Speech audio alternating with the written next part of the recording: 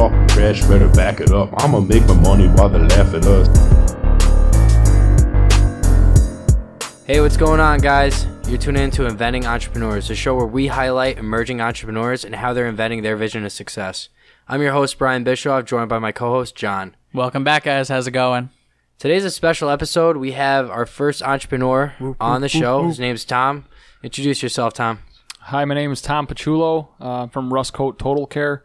We specialize in rust proofing and automotive aftermarket. Happy to have him, man. Thanks for great. having me. Thanks for coming on the show. Appreciate it, guys. So RustKote's basically like a brick and mortar store almost. It's it's a physical location, and he has a shop there. He doesn't do just rust coating. He does other stuff too. He's trying to grow his business. Do you want to talk a little bit more about that? What exactly you do besides rust coating? And rust coating is rust proofing, preventative maintenance for vehicles. Obviously, with the winters we have around here in Buffalo, it's good. I do spray on bed liners, got truck accessories, WeatherTech products, anything from wiper blades, batteries through lift kits, suspension systems, things like that. So like a one-stop shop. One-stop shop, yep. Anything that you can think of. I stay away from remote starts and electrical things, but anything else, we can do it. Nice, yeah. So what exactly, get into it. It's a little down the road, but I need to know what is rust coating exactly? What is it when you rust proof something? So rust proofing, our products, as in most competitors, we don't like to label them as an oil product because we have a lot more chemistry involved, but they look like clear coat oils. We have two separate products. There's a top coat and a bottom coat. The top coat, it's inside all the panels, the doors, rockers, pillars, under the hood, things like that. We use that when we atomize it with air, so it kind of looks like a steam, coats everything, lifts out the moisture. Pretty cool, so yeah. That's what stops the corrosion. Mm-hmm. Then we have a separate product that goes on the frame, undercarriage wheel wells. That just like the top coat, that penetrates in, lifts out the moisture, protects from the inside out. So you put this coating on your car. It's a once-a-year treatment. We guarantee new vehicles you'll never have rust for the life of the treatment. So it's definitely rust proof has been around for a while, but if we wanted to call it technology, it's from 30 years ago. What's available today, chemistry-wise, there's a lot better things. That's awesome. And then how long have you been open there? I've been there since August of 15, my current location, but I've owned the business. I launched it in October of 14. Okay, so about almost 4 years? I'm going into my fourth year. Nice. Yeah. Well, congratulations on that. Man. That's exciting. They say 90% of businesses fail in the first year. Oh, so yeah, I can see that. You already got over the hump. Yep, good days, bad days. So, I think, we got a couple minutes to talk beforehand, and I've learned to like you a lot, so we kind of want to introduce you to the podcast and kind of get your personal journey and where you started and then how you grew it into what you are today. Sure. Like, what was your first job? What got you to want to be an entrepreneur? Going back, I've worked with my dad as a kid, 10, 11, 12 years old, waking up, helping him with work. First job on the books, 16 years old with working papers, working at Target. I've had various, summer seasonal jobs. I got a business management degree from St. John Fisher College, so I've kind of had both spectrums of it where, you're looking at getting your business degree, maybe going into corporate America, but the other end of it is I've had any job I've ever had, I've always kind of understood the business and thought, how can I take this to the next level? Right. So, learning that's entrepreneurism, wanting to, better myself, grow the business myself, kind of be the decision maker. Right. So I had the opportunity. I was going to manage a location. I ended up coming up with enough money for an initial investment. So I technically own like a local franchise. Mm-hmm. But once I started that, it just kind of it's like a snowball rolling downhill, right? So every day you're thinking of something, whether you're busy or not, you want to try and grow that business. We are local, so you're working with the same customers. You got returning business.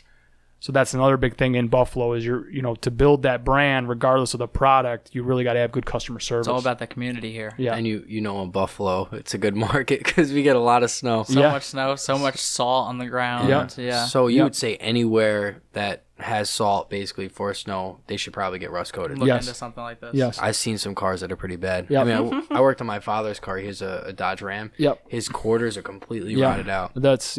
And you hate to say it, yeah. Dodges are kind of notorious for it. Just even they got some design flaws the way they were built. They got foam filled panels, things like that. So you know what I think it is? I saw when I was getting all the rod out of it. Yeah. I noticed on the inside of the quarter, there's a little hole. I'm assuming there used to be a plug there. The plug probably fell out when he was driving, and then Sure. tire just takes the water, keeps putting on. It's not coated, so it just builds up and rust. Yeah. So It's cool, very cool product. I like the product. It's obviously, you're telling me so.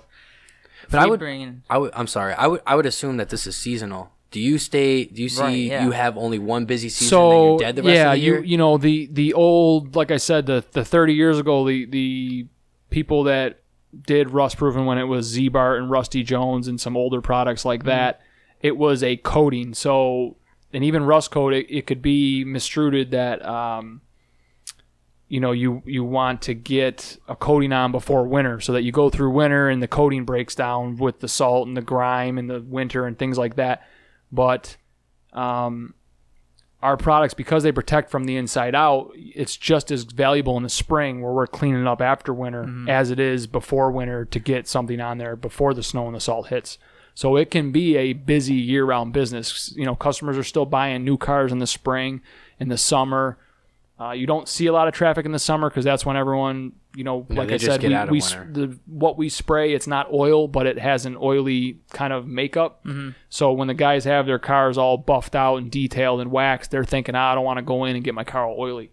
All right. So you don't see a lot of traffic in the summer, but you can be busy. You can do it any time of the year. So being a business owner and for 4 years, obviously you realize the seasons and the business change. What have you been doing in the warmer weathered seasons to kind of make up for it? I know you touched on having new lines of products and things like that in.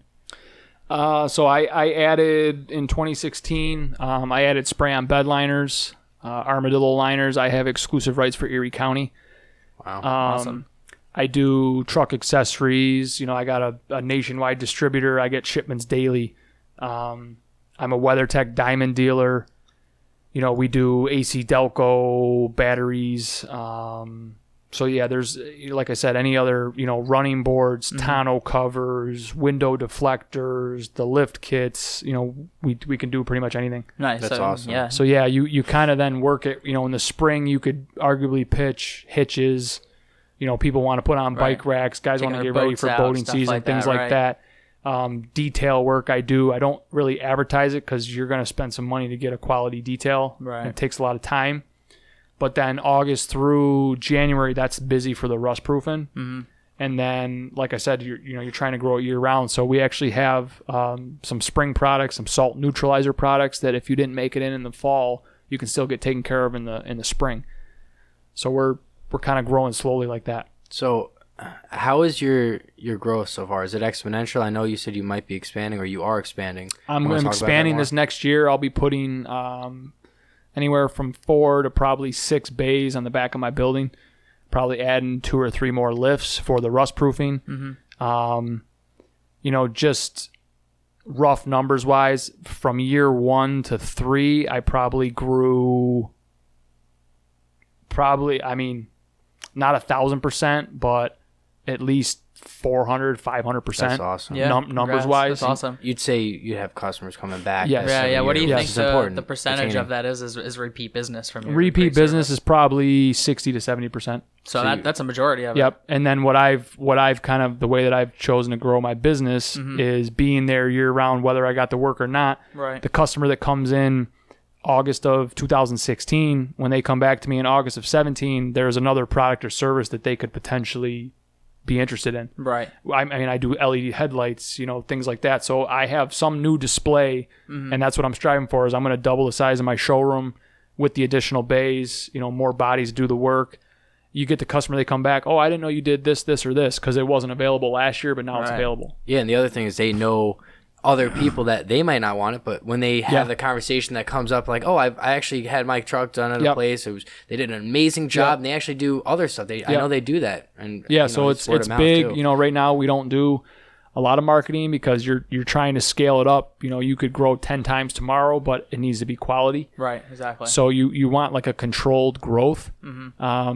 So having customers that are coming in year after year, I'm getting the customers that their truck 3 years ago was their baby. Well, now they have a new one. So then they come to me. They want a bed liner. They want their weather tech. They want running boards, a tonneau cover, and the RustKote. Because they know you're not going to screw them. You're a good guy. Exactly. And they started with strictly the $100 rust-proven treatment. Now they're turning into a big money order because they trust me. You build that relationship. Exactly. And do you think that's like one of your core competencies, your major keys to the success there of your growth? Yeah.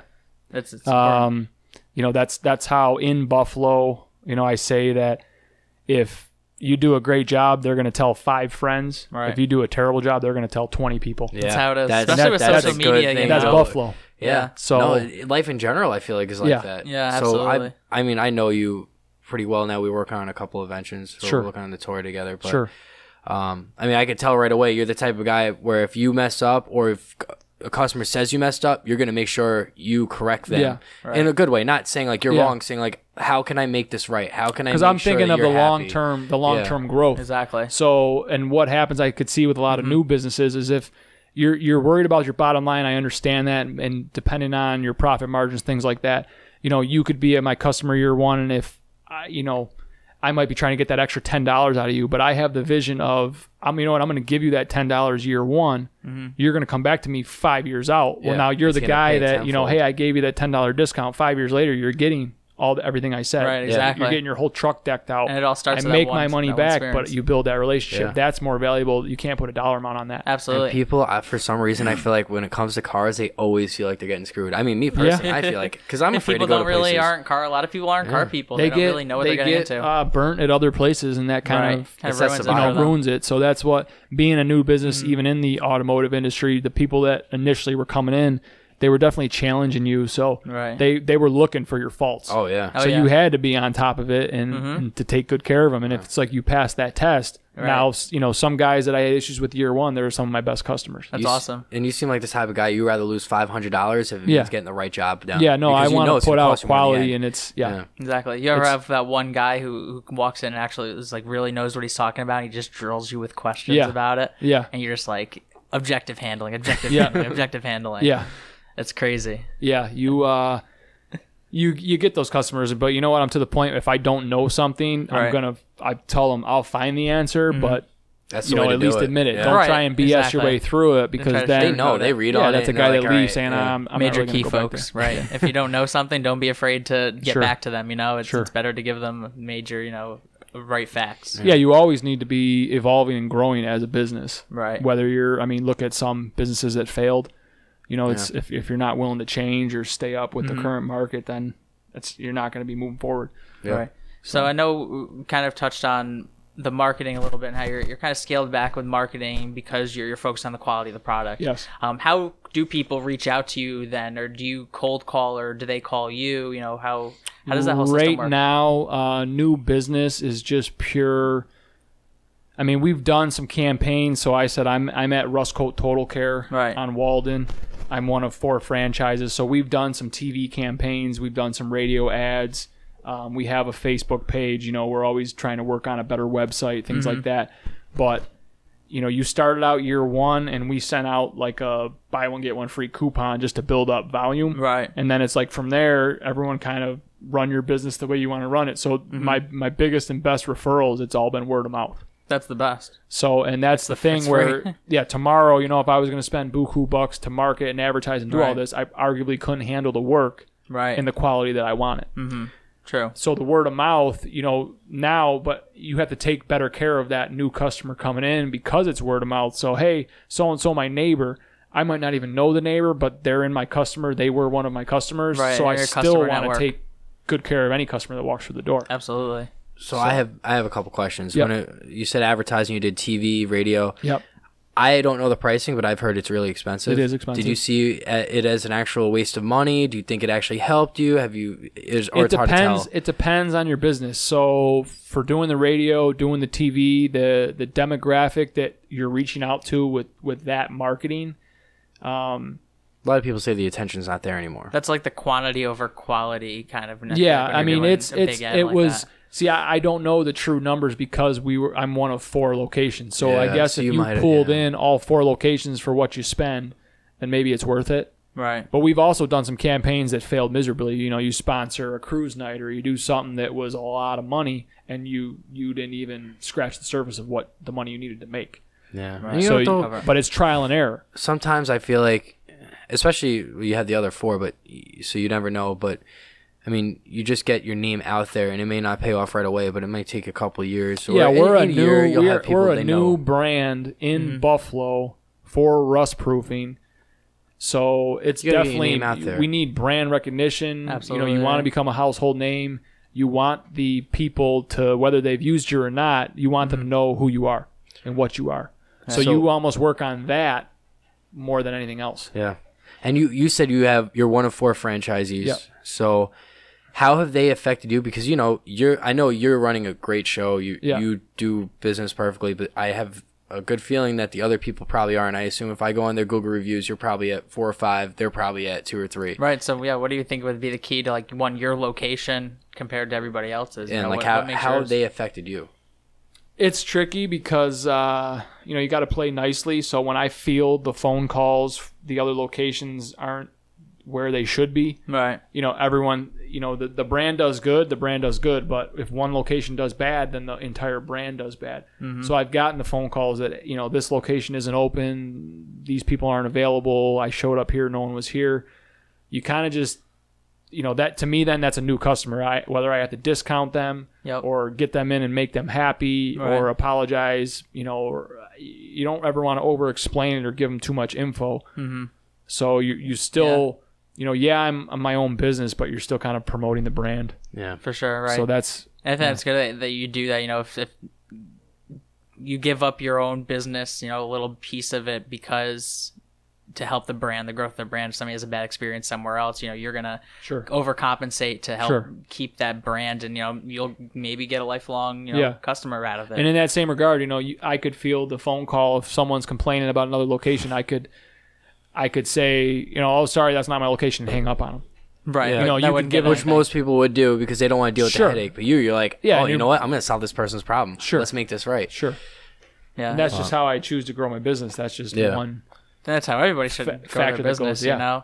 And that kind of says a lot to how business has evolved over time. In the beginning of business, it was so cut and dry. Yep. When we were kids, the return policies at stores were like, you need the receipt, you need to do it within 7 days or you're not getting a refund, period. Yep. And it kind of evolved into being more lenient with customers. And I think that's what you need to be, is that customers expect the product to be good, the service to be good. And it's kind of like building around that and creating the more higher expectations, I guess, for them and the better experience. No, it's definitely this, with anything, it's like the small details and what's going to make the difference. And it seems like you guys do a good job of that. Yeah.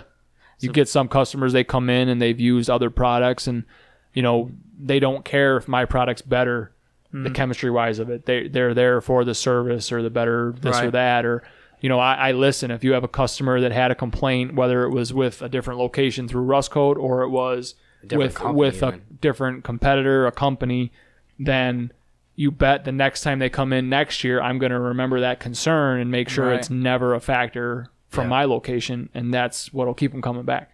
That's an easy pitch where if that customer comes in and they have their one complaint, then that's moving forward. That's all they're going to be worried about.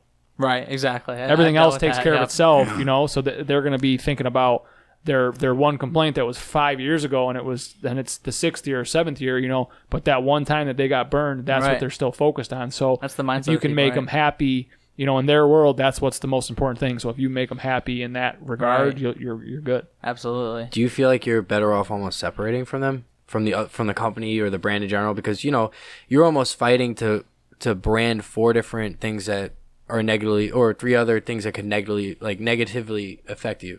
You know what I mean? I think it's just growing pains where, like I said, we launched a new brand to Buffalo in rust proofing. So,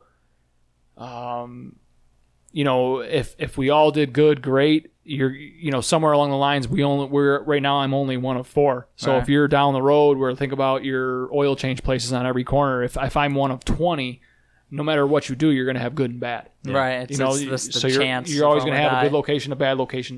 That's anything, whether it's a fast food restaurant. Right. So a grocery store, you know what I mean? There's someone's going to have a complaint somewhere along the line. So I'm choosing to grow my brand with other services, products, and options outside of the rust proofing because I'm getting my repeat customers for their rust proofing treatments. Right. That's I want the other, you know, that's how I'm building my business then is there's other things for them. You got the bread and butter, and then you got the nice jams, you got the fancy marmalades for them, you know, give them a little bit of everything. Yeah. That's smart. Yeah. Do you think that you should be opening up another location or expanding yours currently? Because you know people have a good vibe about your current location. You grew it, so now you can expand there. So I've done that. I started when I launched in October of 14. That was my first location. The following year, you know, on paper, any entrepreneur, when you're doing your initial business plan, you're looking at numbers. You know, with a service-based business, you're thinking, okay, I'm gonna own 20 of these locations. Everything's gonna be humming. I'll be driving around, you know, doing quality control, and the money's pouring in. Like that's sounds good. It sounds good. But that's easy as an entrepreneur before you step into that market. It's easy to see that. So October 14, my first location. August 15, I opened my second location. We were, you know, the second location's up and running. Well, now Tom's not at the first location. Tom's at the second location. So you're getting customers that you're almost competing with yourself. So all my customers, they didn't want to go to my first. They want to deal with you. They wanted to come to me to the second one. Then you get any complaints you got to deal with. Then your daily accounting you got to deal with. Your, you know, how much money came in, how much product did we use. So now you're spreading yourself thin when you're still a new brand. Yeah. So I chose to consolidate everything to one location. I got 2 lifts there. You know, I'm growing on in the future. So everything under one roof. I want to grow a monster before I even consider opening up other locations. Yeah, because I think you would run into the same thing I would run to with SmartPrint, because with Oscar, like he's not an engineer. He doesn't know that much about 3D printing. He kind of handles the other stuff. I handle all the 3D printing. But if we were to expand and Oscar to run one location, I would run the other. Right.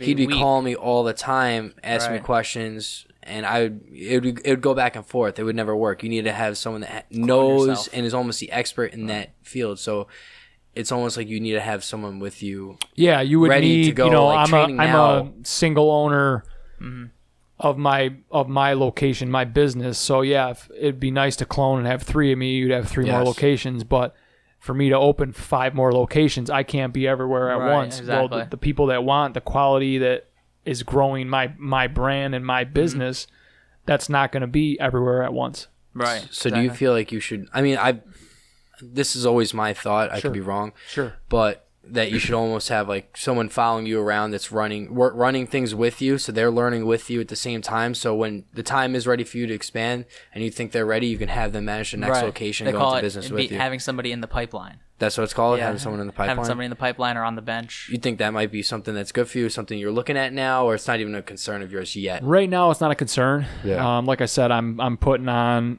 an addition. I'm going to double my showroom size. I'm looking to add 4 to 6 bays by next fall here, so we'll be under construction soon, next couple months. That's awesome. So I'm really trying to just scale up and worry about your get a steady, these last 4 years, you have your great days, your terrible days, your good weeks, your bad weeks, your ups and your downs, where I don't want to think about more locations before I need that constant. I need that 12 months. I need to have a year where I know where I'm going to be. Right. Whether it's good or bad, there's still that constant. So I need to get to that point before I think about, okay, what's the next step? Awesome. Absolutely. And how many people do you have, on your team working for you? I have one full-time guy, and then at my busiest point, I had 2 other part-timers. Nice. So that's like pretty low labor also. Yes. That's really good. Yeah. Of course, you do most of it yourself with the other guy then, right? Yep. If someone were to want to get rust proofing done, where do they go? How do they find you? My shop, RustKote Total Care. You can Google it. That'll give you my direct number. You can get me through the RustKote.com website. And that's RustKote with a K-O-T-E, right? Yep, K-O-T-E. Any significance to that? It was just kind of a lot of our competitors. If you look up other rust proofing, they kind of did a play on words with rust. Right. Yeah. Our tagline is "Put a coat on it." Right. So With a C or a K? with a K. Nice. With a K. Of course. Good marketing. So RustKote, it's put a coat on it. So you want people to think, and then our kind of mascot is like an umbrella. Right. So it's Yeah, you got that protection. on the hat. It's Nice. rust protection with RustKote. Yeah. That's kind of what it is. But we have our Facebook page. You got the website, and then there'll be more to come. And make sure it's the one on Walden. Yeah. Make sure it's the one on Yeah, Walden. help me Care. out. Yep, And Total ask- Care. Go get your car Ask for checked. Tom. Tell him that you saw us or saw him on this podcast. Yeah. Yeah, that'll be sweet. That way he lets us know. Let us know you're But, doing a good job. Yeah, it'd be cool. But I guess my final question for you would be, where do you see yourself in 10 years? Like, where do you see yourself 5 years, 10 years, 20 years? Do you have a plan, or you're kind of just taking things as they go? I mean, 5 years, like I told you guys even earlier off mic, that, you definitely, it's ever evolving. As an entrepreneur, every day you got to be willing to change your plan. Absolutely. Yeah, You need to be definitely. agile. I'm getting married this year, June. Congrats. So your lifestyle changes, your social life changes. So in 5 years, all I could say is I want to be comfortable, Right. with a healthy family, and a business that's humming. Yeah. 10 years out, then you're thinking about, now you diversify. So I have the rust proofing, the rust coat, and the accessories. Well, now I have completely different, more businesses. Yeah. That's the entrepreneur in me. So that Absolutely. Yeah. when I am successful, I'm never going to be satisfied. Yes. And you're going to keep That's what makes a good growing. entrepreneur, though. Yeah. You're going to keep Yeah. growing and keep diversifying and get that income streams from Multiple sources. multiple sources. That's what you need to do. But Major everything, key. but in the same regard, maybe my OCD in me is that the quality needs to be there before you take the next Right. step. Absolutely. And I've experienced that going from, the 1 to the 2, then back to the 1 location. Right. But I can see that's the blueprint that's going to work in Buffalo, New York. Right. And you got to try it to learn it, Yeah. to find that out. Yeah. And it's cool that you had that experience. Yep. You got to learn how to grow, so whenever the time does come, you're able to do it and Yeah. whatnot.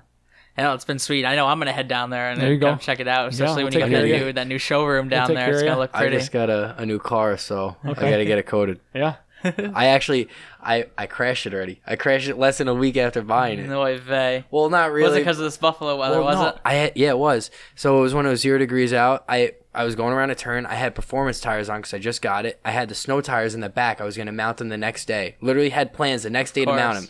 I'm going around the turn, and the car in front of me does it no problem. He probably has snow tires on. I go, and I just slide out. No stopping. I tried. I've got it sideways so I didn't destroy the front bumper, because I knew I had a better chance with the wheels to not destroy it. And I hit a pole because it was around a turn, so they had the plow stakes in so they could tell. And it destroyed my side skirt. I have a dent. The dent could get popped out, but I had to replace the side skirt. It's like I had the tires in my backseat. I was so pissed. You take care of any of that, or does you got to go down Not to yet. the Not auto yet. body That'll place? maybe In the 10 future. years. Yeah, in 10 years. All right, yeah. Tom. Hey, it's been a pleasure, man. Yeah. Thank you All so right, much guys. for Thanks for coming having on. me. Appreciate it. Absolutely. Thanks.